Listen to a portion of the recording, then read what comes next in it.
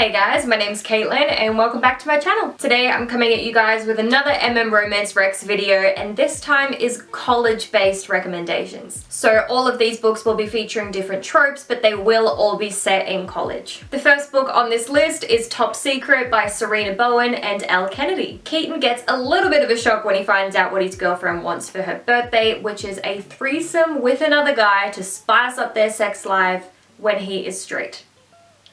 Okay. Being the good boyfriend that he is, he downloads a hookup app, searches for the right guy that seems like he'll fit their vibe, organizes the whole night, and everything is going to plan. Until it all blows up in his face. I can't say too much more than that without kind of giving anything away, but I'm just going to say that this book also features an awakened sexuality trope, and it's a bit of an enemies to lovers. I actually own book 2 on this list, which is something rather new for me. That is Devilry by Marley Valentine. Eli grew up in a very small town with equally small-minded people, so getting a full scholarship to King University on the other side of the country was his ticket out of there. All he wants is to finally be able to embrace his sexuality and grow into the man that his family tried so hard to hide away. Eli wanted to dive straight into all these new experiences, but the last thing he planned was quite literally running into and toppling over the most gorgeous man he has ever seen. From the get-go, Cole is smart, witty, and flirtatious as hell, but it isn't until Eli shows up late on his second day of college that he realizes the beautiful man he bowled over is actually his new professor. As you can tell, this is definitely a student-teacher relationship, so this book also features a forbidden relationship trope and an age gap. I believe it's 11 years? But my brain is also telling me 14, so it's probably between that range. I need an outfit change for this next one. Ugh. Feel like I've been reborn. This orange actually looks really good on the camera, wow. If you can't tell from the jumper that I just put on, book 3 on this list is the Foxhole Court by Nora Sakavic. Can I just point out how much I love this jumper first though? One, we have the Palmetto State Foxes on the front, and on the back, it says Mignard across the back.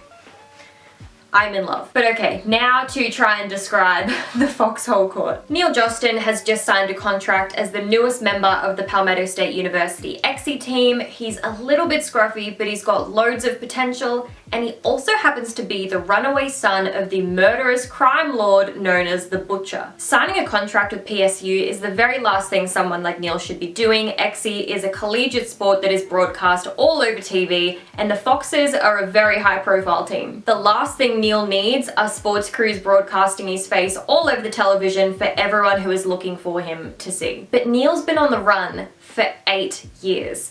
Maybe it's time that he found something or someone to fight for. This book also features the found family trope, the athlete trope, and it is most definitely a mafia novel. There are also definitely some trigger warnings for this book. I don't know if they're mentioned in the beginning of the book, but there is definitely notions of torture, both past and present abuse, both alcohol, drugs, and sexual. Some of it is implied and other parts are told to you, just not in explicit detail. Now, I know that some people are going to say that the Foxhole Court doesn't really classify as a romance, and they do have a point. The romance does not come into this series between our main characters until book 3, and even then it's not really the main part of the novel. But with everyone who's read the Foxhole Court, at least I'm pretty sure, everyone would say that the relationship is definitely worth it. I'm sure that if you stick it out to the end of the trilogy, you will love it. I don't think I mentioned that there are 3 books in this series. I absolutely flew through them. I really loved it, and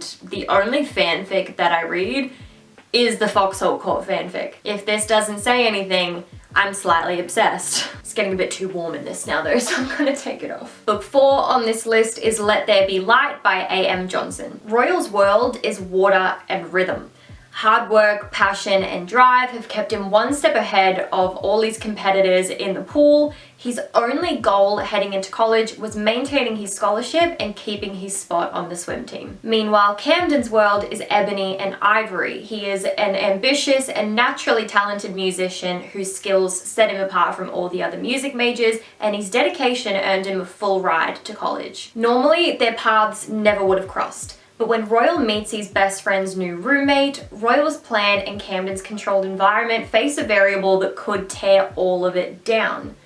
attraction. Neither of them expected it, and neither of their plans have room for error, but the undeniable pull between them might just convince them to take the risk. This book also features an awakened sexuality, it's a bit of a friends to lovers, and it is definitely a slow burn romance. It's also a standalone. It does feature kind of, I guess, a bit of a spin-off book too that is an MF romance. The fifth and final book in this list is Batboy by Christina Lee, which is book 1 in the Eastern U Pirate series. Brady's got a baseball scholarship to Eastern University and everything's going pretty smoothly, except he's never had much luck in the romance department until Kellen Crawford walks on the field as their team's new Batboy, and just like that, Brady's crushing on a guy for the first time ever in his life. But it's too bad that Kellen is the coach's son, which makes him completely off limits. Kellen's working towards his statistics degree, so getting the Batboy position is right up his alley. But his dad only has one rule: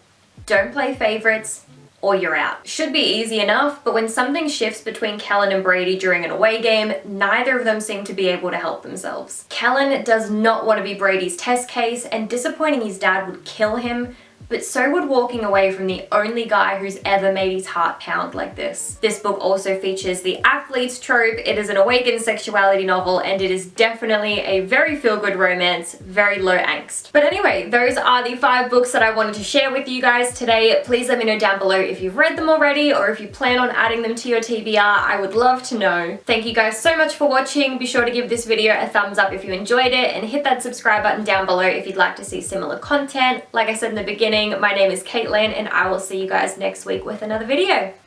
Bye.